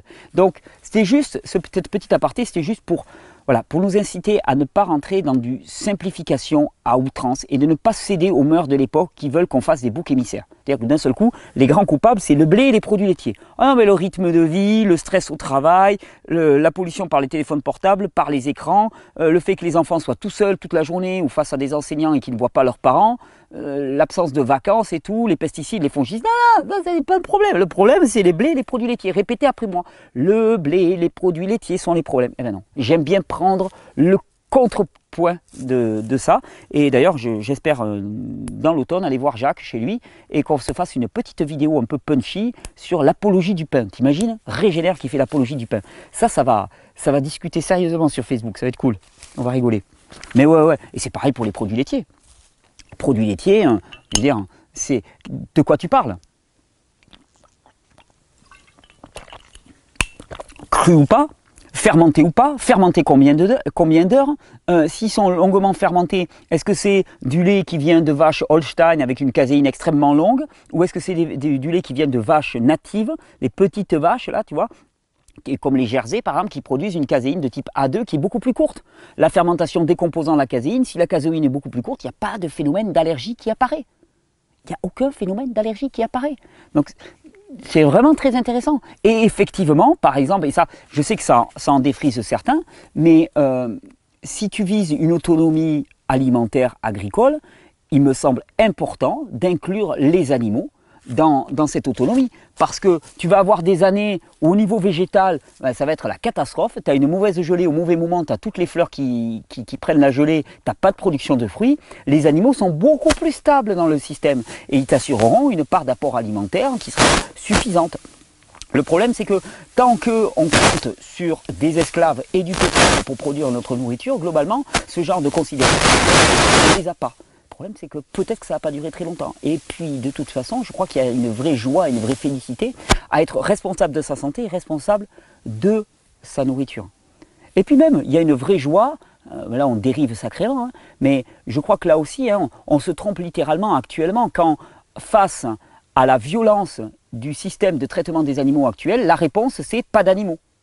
Je crois que c'est une formidable erreur. La réponse c'est pas d'animaux, la réponse c'est retrouver un équilibre dans lequel les besoins de chacun sont pris en compte. Et moi par exemple je suis très content parce que là à la ferme, là, bon, on a des ânes qui arrivent, après on a des brebis et des chèvres qui arrivent et franchement je jubile à l'idée. Là on a 2 beaux ânes qui arrivent la semaine prochaine, on va aller les chercher, on va faire le chemin par la montagne pour les ramener à la maison et ça va être nos tondeuses à gazon, nos défricheurs de service. Et le deal il sera simple, on leur offre un vaste espace, on leur assure de l'eau en quantité, un petit abri et eux ils nous défrichent, mais c'est top comme échange. Et puis quand on aura des brebis, elles vont être défricheuses et puis de temps en temps on leur prendra un peu de laine, voire même un peu de lait en faisant de la traite continue, ce qui n'oblige pas à agneler. Et puis voilà, avec ça peut-être qu'on fera un peu de beurre, on aura un peu de matière grasse, mais c'est magnifique. Puis le contact des animaux, se priver du contact des animaux, pour moi c'est une folie furieuse. Voilà. Question de Babette, détox antiparasitaire. Je regarde quelle heure il est parce que là je m'excite là, mais on va pas le faire en 3 fois. Oh, il est déjà 13h47. Détox antiparasitaire du Dr Clark. Bonjour Thierry. Peux-tu me préciser si tu valides la détox antiparasitaire du Dr Clark ainsi que la détox du foie couplée à pure élimination et délavement? Je souhaite nettoyer tout mon corps et je ne supporte pas les jus, cela me fait vomir. Oh. Alors, premièrement, Babette, merci pour ta question. Tu souhaites nettoyer tout ton corps. Je t'ai annoncé une super nouvelle, ton corps se nettoie tout seul. En théorie, tu n'as rien à faire, il est auto-nettoyant. C'est pas en option, tu vois, c'était inclus dans le machin, tu ne savais pas, mais ton corps est auto-nettoyant, il faut lui donner les bonnes conditions. La première condition pour qu'un corps puisse se nettoyer, c'est le repos. Quand tu es en parasympathicotomie, au milieu des noisetiers, des belles herbes, à siroter un petit jus de... Je vous dirai la recette plus tard. Ton corps se nettoie automatiquement. Tu ne supportes pas les jus, cela te fait vomir. Alors là, c'est plus intéressant.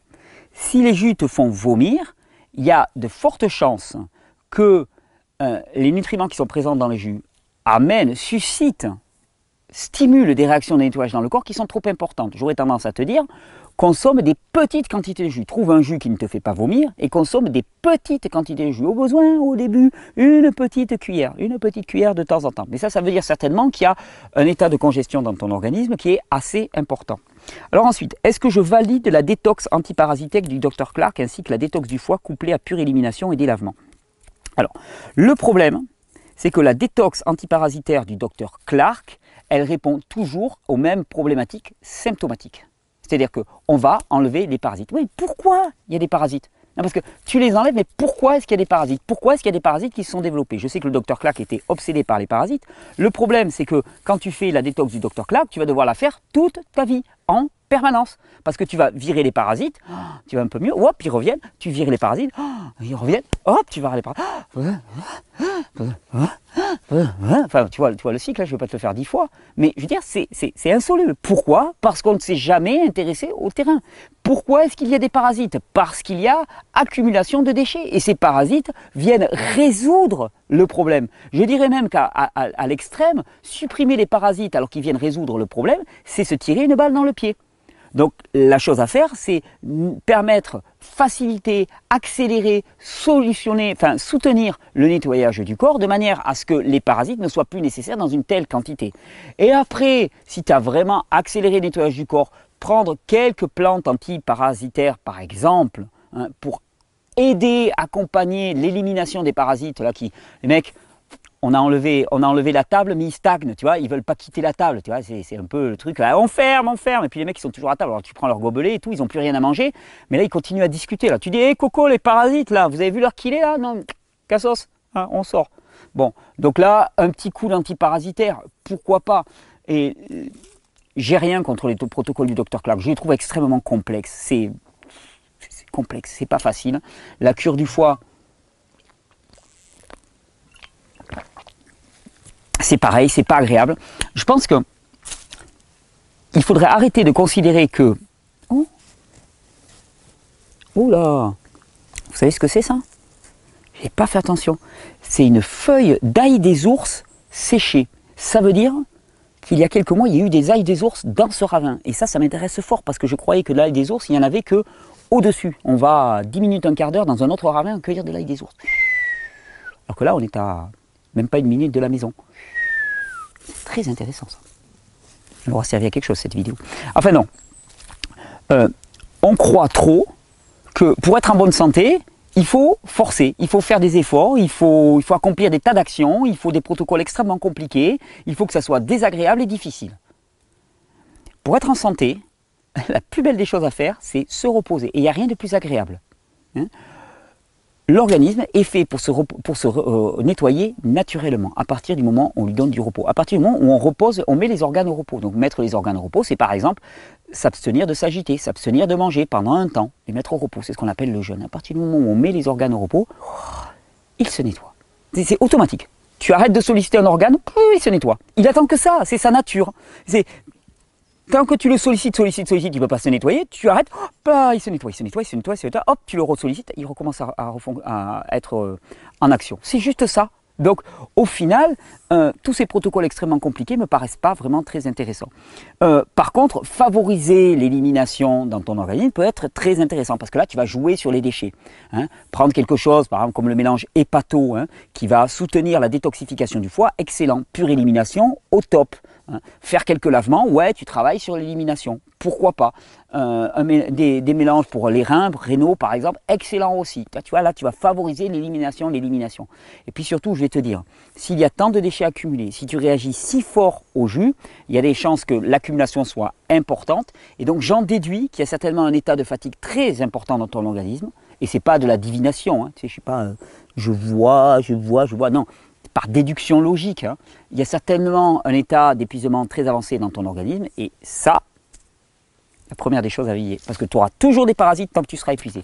Épuisement, parasitisme, déminéralisation, acidification, accumulation de déchets, c'est toujours la même chose. Ce sont différentes expressions symptomatiques de la même problématique. Question de Janam. Thierry, depuis qu'on mange des légumes et des fruits crus le soir vers 19h30, nous nous levons la nuit 1 à 2 fois pour faire pipi. Cela dure depuis 1 an, depuis qu'on a arrêté le pain le soir et augmenté les doses de fruits. Est-ce passager ou serait-il mieux d'arrêter les fruits le soir ou de manger plus tôt?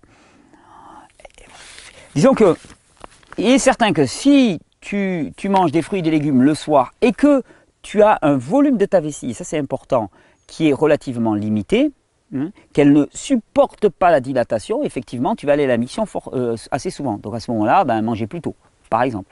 Ou plus de légumes que de fruits le soir. Ça paraît l'évidence. Plus légumes et matières grasses le soir, et puis des fruits beaucoup plus dans la journée, pour que ce soit moins dérangeant pendant la nuit. Après, attention à ce que j'ai dit, si le volume de ta vessie ne peut pas augmenter sans que ça crée une gêne ou une douleur. Et souvent, les tissus de la vessie sont tellement enflammés, il y a un tel niveau d'acidité dans cette zone-là que finalement, eh bien, la vessie ne supporte pas d'être distendue et les personnes vont aller à la miction alors qu'elles ont 30 centilitres d'urine. Moi, je confirme qu'on peut aller à la miction avec 1 litre d'urine, 1 litre 2, 1 litre 3 même d'urine dans la vessie. C'est-à-dire des vessies qui se distendent énormément sans créer de gêne. Et à ce moment-là, on va supporter d'avoir de l'urine toute la nuit, une urine plus importante en quantité. Donc ma réponse, elle serait à double penchant. Oui, certainement jouer mieux au niveau stratégique actuellement, mais surtout considérer peut-être qu'il y a une inflammation dans cette zone-là. Et que cette inflammation, eh bien, il y a des chances qu'elle diminue avec le temps, avec des petits jeûnes, avec des opérations de nettoyage dans la sphère urinaire, par exemple. Ça va dégager. Et donc votre capacité à supporter plus de liquide dans le vessie sans que ça crée de gêne va augmenter. Et donc ce besoin de miction va aussi diminuer. Donc il y a deux choses à marier ensemble. Question de Slide. Iridologie. Bonjour, salut Slide. Voilà une première question. Je découvre peu à peu la discipline de l'iridologie, mais de manière un peu circonspecte, je dois dire. Il faut dire que quelques recherches sur le web laissent qu'assez peu de doutes. L'iridologie ne fait pas l'unanimité, loin de là.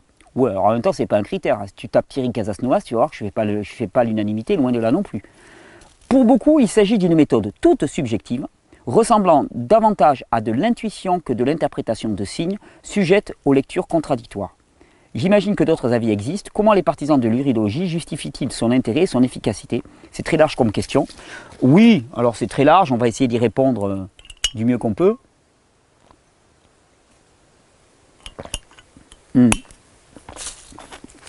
Donc l'iridologie n'a rien à voir avec une science ésotérique. Il y a des terminaisons nerveuses au niveau de l'œil. Si tu veux, quand on regarde le nerf optique, il y a une projection de tous les centres nerveux qui se trouvent au niveau du système nerveux central, au niveau de l'œil. C'est-à-dire que dans l'œil, il va y avoir un témoignage de toutes les informations qui arrivent au niveau du système nerveux central, de toutes les zones du corps. Et donc il y a une altération qui va se traduire par des creux, des bosses, et donc une altération de la couleur de l'œil et des signes caractéristiques qui vont apparaître en iridologie. Le problème, là où je pense il y a un souci avec l'iridologie, c'est que l'iridologie ne permet jamais de détecter des maladies. L'iridologie renseigne sur l'état du terrain. Et c'est ça que je trouve fabuleux. Et le problème, c'est que chaque fois qu'on teste l'iridologie, on la teste sur de la maladie, sur de la symptomatologie. Or, ce n'est pas fait pour ça. Je trouve l'iridologie excellente. Et d'ailleurs, je l'ai enseigné de très nombreuses années, l'iridologie. Maintenant, j'ai arrêté parce que, bon voilà, il y a petit coup de placement de produit, comme on dit, mais il y a le cours de formation qui est en ligne, et j'estime que ce cours-là, il répond parfaitement aux besoins de se former en iridologie. Donc, tous ceux que ça intéresse, il y a l'intégralité du stage que je donnais en iridologie, que vous pouvez regarder chez vous, vous pouvez le télécharger, c'est sur la boutique du site Régénère, il y a plus de 30 heures d'enregistrement avec toutes les photos et tout est disponible là-dessus, et j'estimais que finalement, en stage, ça ne présentait pas un intérêt particulier de le faire, et que comme il s'agit de regarder des photos sur un écran, on passait notre temps dans le noir, autant le faire chez soi. Mais l'iridologie s'intéresse au terrain, donc d'un point de vue hygiéniste, dans l'approche qui est la mienne, je trouve ça excellentissime. Mais l'hygiénisme ne s'intéresse pas aux symptômes. C'est-à-dire que si on essaye de tester des iridologues en leur disant « Est-ce que vous allez pouvoir deviner quelle maladie a cette personne ?» Non, tu peux pas. Tu peux pas. Tu peux parler de l'état de son terrain.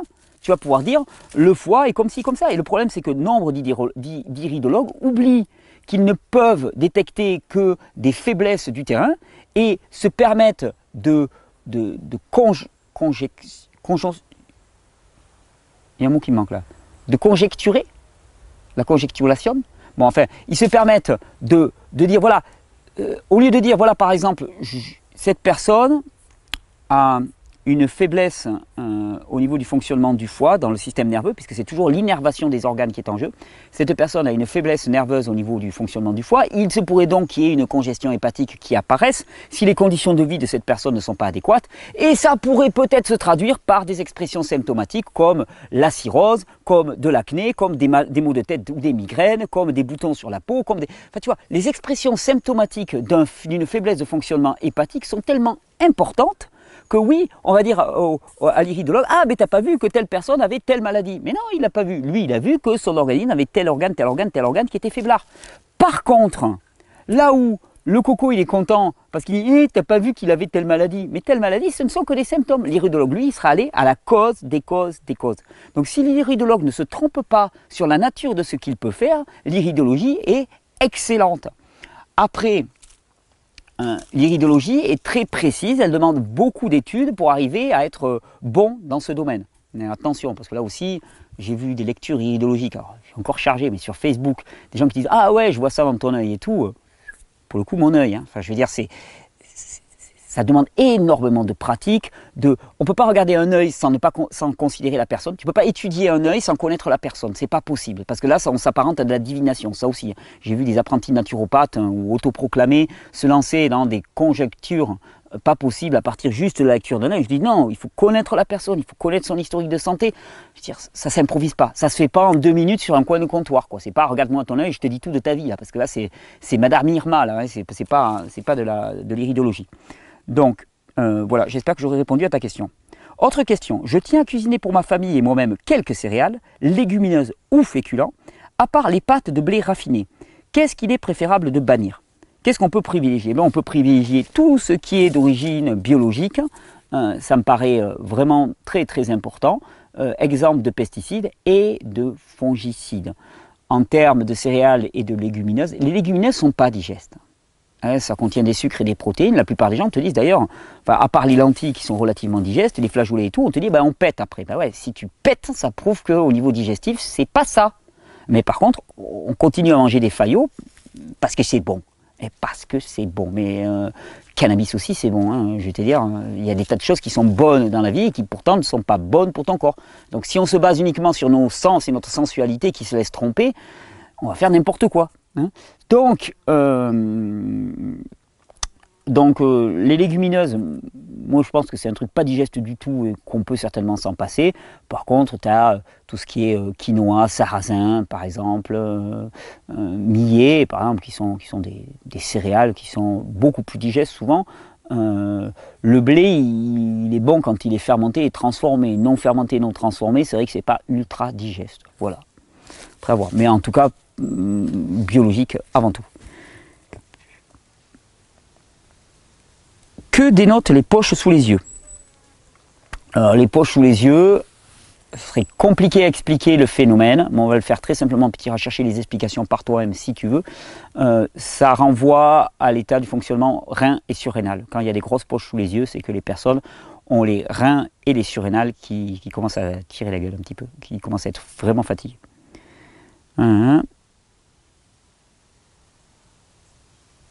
Ok, ben voilà. Cédric. Alors, question alimentation pranique et rapport aux autres. Bonjour Thierry Casasnovas, ça c'est moi. Ah ouais, non, mais c'est parce que tu citais mon nom, c'était sur Facebook, d'accord.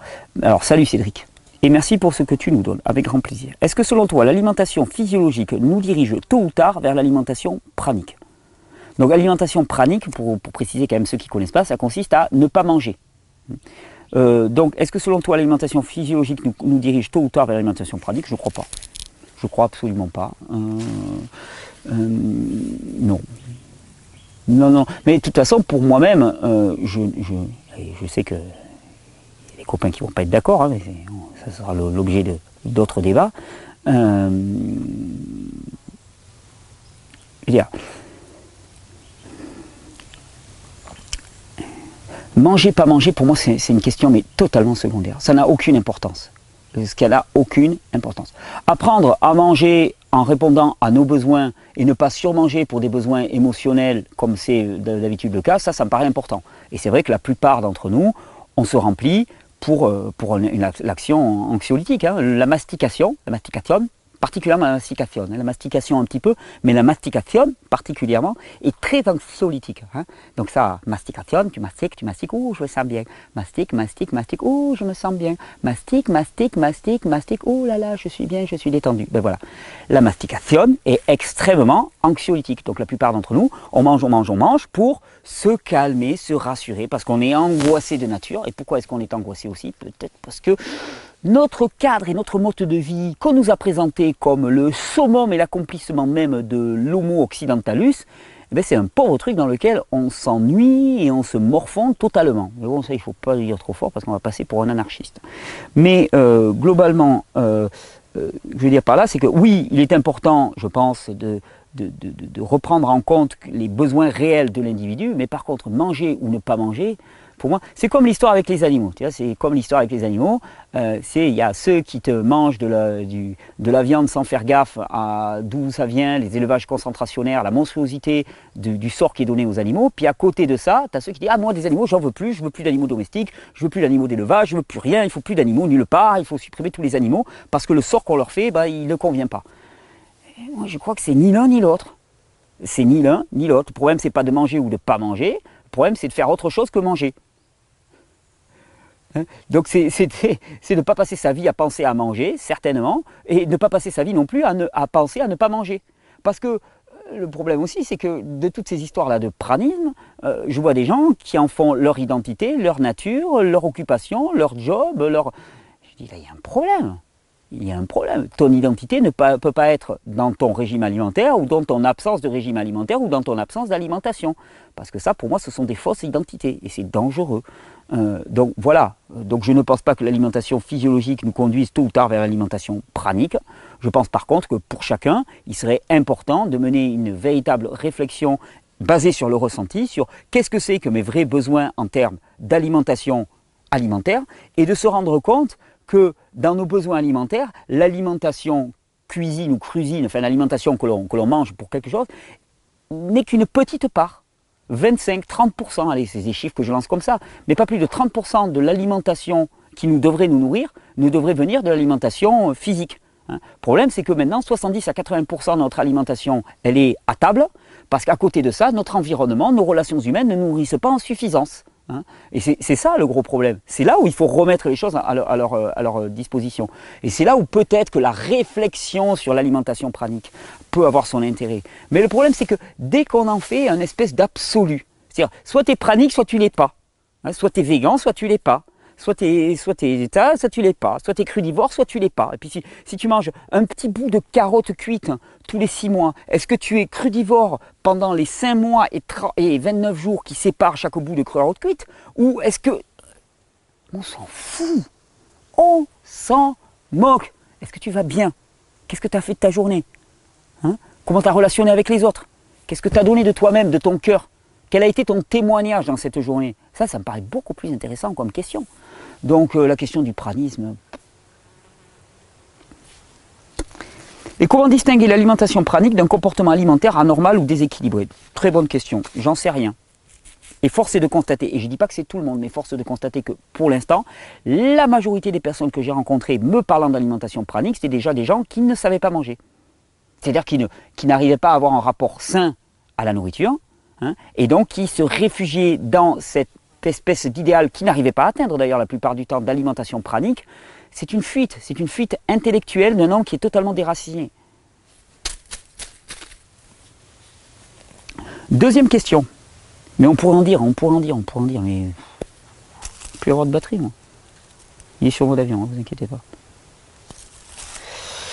Deuxième question, le rapport aux autres. Une fois que l'on se sent en santé, on a soit envie de convertir tout le monde, c'est le Che Guevara qui parle, soit envie de vivre en marge des autres. Et oui, pourquoi s'adapter à un modèle alimentaire et médicinal qui ne fonctionne pas? Y a-t-il une autre voie plus équilibrante? Ah oui. Oh ben, partir en mission, être l'évangéliste de la nourriture crudivore, c'est très risqué. Parce que tu vas, comme disait un ami là, tu vas découvrir une nouvelle discipline qui s'appelle le caillouvorisme. Le caillouvorisme, c'est te manger des cailloux. Parce qu'obligatoirement, si tu cherches à faire avancer les autres contre leur gré, on croit qu'on peut apprendre quoi que ce soit à un autre. C'est l'une des illusions aussi du système éducatif actuel. On pense que l'on peut apprendre. Je vais lui apprendre quelque chose, mais tu n'apprends jamais rien à quiconque. L'autre apprendra peut-être de toi si les conditions sont respectées. L'autre apprendra de toi. Mais on ne peut rien apprendre. Donc partir en croisade, la plupart du temps, ça ne sert pas à grand chose. Ce que tu vas convertir était déjà converti et les autres vont te jeter des cailloux dessus. Donc ça ne marche pas. Vivre en marge des autres, c'est dommage aussi. C'est dommage aussi. Je pense que oui, il y a une troisième voie. C'est être dans ce monde, mais ne pas être de ce monde. C'est-à-dire garder ses valeurs fortes pour soi-même, en témoigner, parce que c'est important d'en témoigner. Mais il y a une différence fondamentale entre le prosélytisme et le témoignage. Le témoignage, c'est être avec les autres et vivre l'espèce de joie, d'épanouissement que tu tires de ton mode de vie, parce que c'est normalement ça qui devrait t'apporter. Parce que le problème, c'est que si tu es obligé de dire aux autres, je suis crudivore moi je suis crudivore, je te signale que je suis crudivore, ça veut dire que ça ne se voit pas tellement. Ça veut dire que tu es aussi triste, râleur, en mauvaise santé, terne, fatigué que les autres. À ce moment-là, à quoi bon ton truc? À quoi bon? Je veux dire, si c'est pour adhérer intellectuellement à quelque chose, ça n'a aucun intérêt, ça devrait se voir. Ça devrait se voir sur toi. Mais par contre, en valeur de témoignage, c'est très puissant. Le gars qui était en surpoids, qui part en vacances, qui revient après avoir jeûné, perdu du poids en changeant d'alimentation et tout, qui revient avec 15 kilos de moins, tout bronzé et reposé, tu veux dire que ses collègues de travail, il ne va pas avoir besoin de faire du prosélytisme, ils vont aller le voir, ils vont dire « Oh, c'est quoi ton histoire ?» Et c'est ça le meilleur moyen de toucher les autres. Donc pas hors du monde, non pas prosélyte, mais simplement un témoignage vivant, tranquille, serein, en sachant que l'autre apprendra de nous, mais qu'on n'apprendra jamais rien à l'autre. C'est-à-dire que quelque part, poupouille, on la ferme le plus possible sur ce qu'on fait, on arrête de se glorifier soi-même, et on laisse les autres nous poser des questions, si tant est qu'ils aient des questions à nous poser. Et là, tu as peut-être le gage d'une attitude correcte par rapport aux autres. En tout cas, c'est ce que mes vieilles années de crudivorisme m'ont appris, petit jeune. Non mais, blague à part, ouais, non mais faut arrêter. Faut arrêter effectivement de partir en croisade, c'est monstrueux. Enfin, je veux dire, les ayatollahs du cru, j'en vois passer des fois des réponses, des mails sur les forums, des choses comme ça. Les petits Goebbels là, de l'alimentation crue, là, les jeunesses hitlériennes de l'alimentation crue qui tirent à vue là, dès que quelqu'un, mais c'est pareil, alimentation crue, véganisme, ou paléo, ou je sais pas quoi, il y en a dans tous les domaines, hein, franchement. Tu tires à vue dès qu'il y a quelqu'un qui déroge un petit peu. Et moi j'ai mangé une carotte cuite. C'est toi qui es cuit. Ah, mais ça rime à rien. Ça rime juste à rien. On est sans cesse en train de trouver des facteurs de division entre nous. Et on est en train de crever de cette division. L'important, c'est de focaliser sur ce qui nous réunit, non pas sur ce qui nous divise. Et c'est comme ça qu'on pourra avancer ensemble. Donc, être un témoignage vivant, être un facteur d'union et non pas de division. Moi, je me rappellerai toujours, on a donné le cours à Notre-Dame de Consolation et ils reprennent pour eux-mêmes la prière que je connaissais beaucoup quand j'étais à la communauté de l'Arche, qui est une prière de Saint François, Saint François d'Assise, qui disait « Seigneur, fais de nous des instruments de ta paix, là où il y a la haine, que nous mettions l'amour, là où il y a la discorde, que nous mettions le pardon, là où il y a la guerre, que nous mettions la paix. Hein, que nous soyons des instruments de paix, de joie, d'espoir, d'enthousiasme, et non pas de culpabilité, de rejet et de colère. » Si tu pointes un gars en lui disant « ce que tu fais, c'est mal », qu'est-ce qu'il va dire? Culpabilité, culpabilité égale colère, colère égale agressivité. Automatiquement, tu vas te prendre des cailloux. C'est automatique. Seigneur, fais de nous des instruments de ta paix, là où il y a la haine, là où il y a la peur, là où il y a la tristesse, que nous remettions la joie, l'espoir, l'enthousiasme, la vie. Que nous soyons des émerveillés de la vie et que nous puissions transmettre cet émerveillement. Et pour le transmettre, il faut être avec les autres. Il faut être globalement avec les autres. Alors tu vas me dire, ouais, mais toi tu es allé te réfugier dans les forêts. Mais je ne suis pas réfugié dans les forêts, hein. Je veux dire, il n'y a jamais eu autant de monde à la maison que depuis qu'on habite dans la forêt. Je vais te dire, tranquillement, si je devais me planquer, c'est râpé. C'est râpé. Par contre, je suis content que les gens viennent, parce que quand ils viennent, au moins, ben, ils peuvent rester un peu avec nous, ils peuvent entendre le bruit du vent dans les arbres, ils peuvent boire l'eau de notre source, ils peuvent regarder l'horizon au loin, les vastes montagnes, et se laisser imprégner aussi. Et on est un témoignage, et notre environnement est aussi un témoignage. Question de Sarah. On va terminer avec celle-là. Il y en avait d'autres de questions, je vais les garder. Et puis, ce n'étaient pas des autres questions officielles. Elles m'avaient été rajoutées en plus. Donc, on va les garder pour après. Parce que là, on m'attend. Bonjour Thierry, j'aimerais savoir si tu as des connaissances sur le VIH. Alors, le virus de l'immunodéficience VIH viral. Oui, des connaissances. Pas sur la maladie comme telle, mais quoi faire et quoi manger pour être en santé avec le VIH, c'est une question très importante. Ben, j'imagine que si tu es touché, elle est très importante pour toi. Je connais un petit peu puisque moi-même j'ai été déclaré immunodéprimé et traité avec une trithérapie à l'époque, bien que je ne sois pas séropositif, j'étais séronégatif, mais il n'empêche. Alors, VIH, le docteur Luc Montagnier, lui-même qui a été l'inventeur, le découvreur du virus du sida, dit bien, en fait je me suis planté, il n'y en avait pas. Il n'y a pas de virus du sida. On n'a jamais réussi à isoler le virus du sida.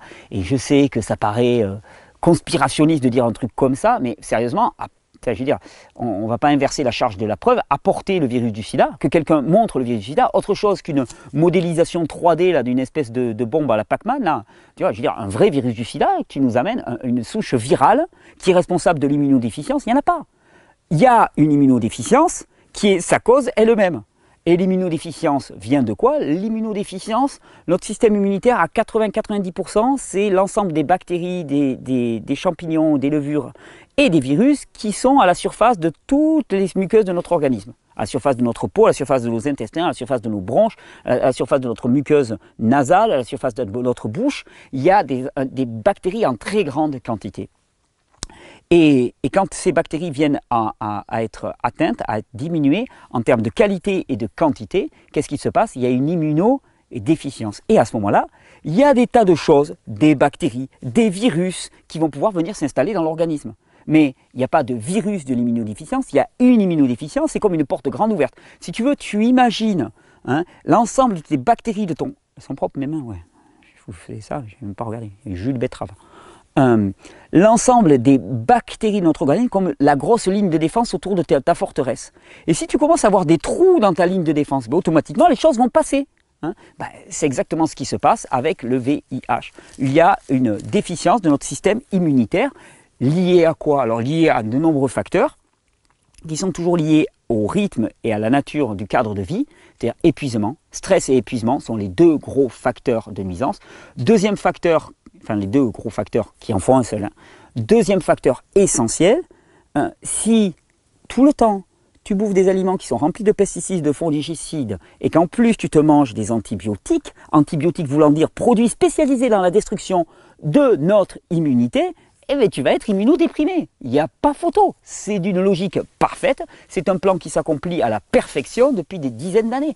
On affaiblit notre immunité à coup d'antibiotiques et on est immunodéprimé. Et à ce moment-là, une fois qu'on a fait tomber nos mécanismes de défense, on dit « Ah, il vous faut des agents extérieurs pour venir vous protéger. » Tu sais, c'est un peu comme si tu avais tes potes qui sont en train de te faire les agents de sécurité dans une fête, et puis d'un seul coup, il y a quelqu'un qui arrive, et puis qui les fait boire en leur donnant des cachetons pour les sédater. Hein, et puis là, le mec, il arrive, il te dit ah, « Tes potes, ils sont plus là, tu n'as plus de sécurité. » Mais moi, j'ai mes agents de sécurité, je peux te les proposer. Ben, c'est exactement ce que l'on fait. C'est-à-dire qu'on détruit ton système immunitaire, ou le mode de vie actuel détruit notre système immunitaire, et ensuite, bon, on nous propose des agents extérieurs. Mais ce n'est pas une solution. Parce que les agents extérieurs, les agents de sécurité, ils n'ont pas la qualité de travail qu'ont tes amis. Ils ne te connaissent pas, ils n'ont pas la finesse, voilà.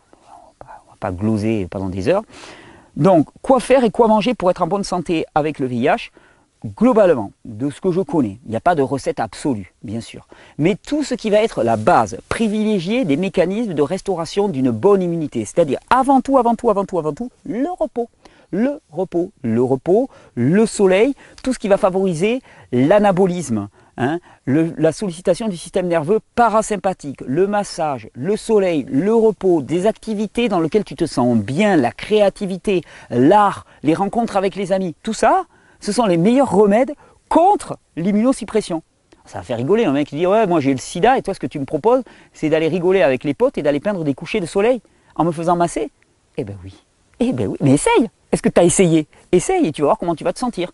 Après, au niveau alimentation, zéro pesticides, zéro fongicides, donc bio absolument.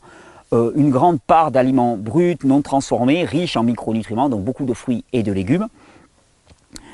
Du jeûne, parce qu'il n'y a rien de mieux que le jeûne. Alors des jeûnes courts, si tu es très fatigué, parce qu'il y a des chances que tu sois fatigué, des jeûnes courts, 2-3 jours, et régulièrement. 2 jours de jeûne toutes les semaines, clac, si tu peux les supporter, clac, pour stimuler ton organisme. Tout ce qui va renforcer ton organisme aussi. Le bain froid, la marche en montagne. Alors, à l'échelle de ce que tu peux supporter, bien sûr. Si au début, tu ne peux pas faire plus de 10 mètres, ben, tu fais 10 mètres. Hein. Mais marcher pieds nus dehors, aller marcher dans la montagne, aller s'exposer aux éléments, hein. Et puis petit à petit, hop, marche après marche, renforcer son organisme, renforcer son immunité, jusqu'à se retrouver à se promener 8 heures dans la neige, en raquette, avec un petit pull, braver des tempêtes et ainsi de suite. Et là, tu auras construit un organisme fort. Et c'est tout le challenge. Et pour ceux qui sont immunodéprimés, comme pour ceux qui ne le sont pas encore ou qui ne sont pas connus en tant que tels. Nous sommes tous peu ou prou immunodéprimés. Dans un environnement qui est baigné de pesticides, de fongicides, on ne peut qu'être immunodéprimé. Et le véritable challenge, c'est de renforcer les organismes. Les rendre plus forts. Pour que la nocivité des produits extérieurs n'en soit plus une, parce que notre organisme s'est renforcé. Il n'y a plus de nocivité dans l'absolu. Hein, c'est en relatif avec l'état de notre organisme. Et là, on a une responsabilité. Parce que l'extérieur, on pourra toujours l'accuser. Oui, il y a des pesticides, oui, il y a des polluants, oui, il y a des chemtrails, oui, il y a du mercure, oui, il y a du... Oui, mais d'accord. Mais qu'est-ce que tu peux là-dessus? Pour l'instant, tu peux rien. Alors, est-ce que tu passes ton temps à te focaliser sur là où tu es impuissant? Ou est-ce que tu passes ton temps à te focaliser sur là où tu as toute ta potentialité d'action? C'est le renforcement de ton organisme. C'est là le challenge, et c'est ce que je te conseille, Sarah, vraiment. Si c'est une question très importante pour toi, je te conseille, je te conjure, je t'encourage à te mettre en action maintenant pour renforcer délibérément les mécanismes de ton corps avec une alimentation adaptée, du repos, du sommeil, du soleil, du massage, de la créativité, des bonnes relations humaines et puis de l'exercice physique adapté dans des cadres naturels, de mettre ton corps au challenge. Alors, toujours pareil, dans les limites de ta capacité adaptative. Ne va pas te faire 8 heures de marche si tu es incapable d'en faire une sans être épuisé. Mais commence par une demi-heure. Va te faire une demi-heure tous les jours. Puis après, ça sera 3/4 d'heure. Puis 1 heure. Puis dans 6 mois, tu seras plus loin. Et puis va marcher quand il pleut, va marcher quand il neige, va marcher quand il y a du vent, va marcher... Et puis prends le temps de te reposer à côté de ça. Et avec tout ça, tu seras plus malade. En tout cas, il y a des grandes chances que tu ailles beaucoup, beaucoup, beaucoup mieux. C'est la fin de ce petit question-réponse. On va se retrouver dans quelques jours. On essaie de sortir des vidéos tous les 3-4 jours. Actuellement, je suis très chargé. On prépare des tas de choses. Vous avez vu, j'étais au frais. J'ai eu une descente moindre quand même. On prépare des tas de choses. Donc peut-être que les vidéos, ça sera tous les 4 jours. Mais voilà, je continue ma production. J'ai des tas de vidéos qui sont en attente, des tas de sujets qui sont en attente, toujours pour illustrer la même chose. L'émerveillement par rapport à la capacité du vivant et l'injonction absolue qui est faite pour nous. Foutez la paix au vivant. Laissez-le se nettoyer, laissez-le se réparer. Arrêtez de faire et regardez. Regarde cette merveilleuse création, cette merveilleuse créature à l'action. Regarde ce que c'est fabuleux, le vivant. Si ces vidéos peuvent vous permettre d'accéder à cet état d'émerveillement, de rentrer dans cet état de repos aussi, c'est dans le calme et le silence que tu trouveras ta force, de rentrer aussi dans cette dimension de l'intériorisation, sans en faire un quelconque discipline ésotérique, sans parler de religion ou quoi que ce soit, de rentrer à l'intérieur, d'aller rencontrer la paix, la vérité, la joie, l'amour, tout ce qui est présent à l'intérieur, qui nous attend, la santé nous attend, tout ça, ça nous attend à l'intérieur, de prendre le temps de rentrer à l'intérieur.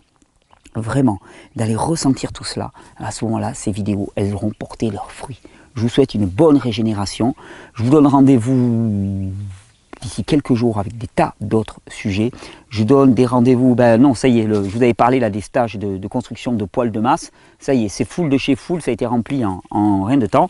Je suis ravi, il paraît qu'il y a même une personne du Québec qui vient pour construire les poils de masse. Ça sera un plaisir de te dire bon matin, comme ça. On pourra discuter ensemble. Ce qui n'est pas encore totalement full, c'est la croisière, donc il reste encore quelques places, je vous le rappelle. Certes, c'est pas accessible à tous, mais pour ceux qui peuvent y accéder, je vous garantis que ça va être quelque chose d'assez exceptionnel. Croisière sensorialiste, vous verrez le lien dans la description de la vidéo. On annonce les stages pour l'année prochaine et les rencontres de la régénération. Je vais d'ailleurs aller visiter le lieu mi-septembre à peu près. On va valider définitivement le lieu. Je vous annonce le lieu des stages et le lieu des rencontres de la régénération au plus tard fin octobre, ce qui fait que vous aurez plus de 6 mois pour vous organiser pour les merveilleuses fêtes qui vous attendent en 2018. Bonne régénération et surtout ne perdez rien de cet émerveillement face au vivant.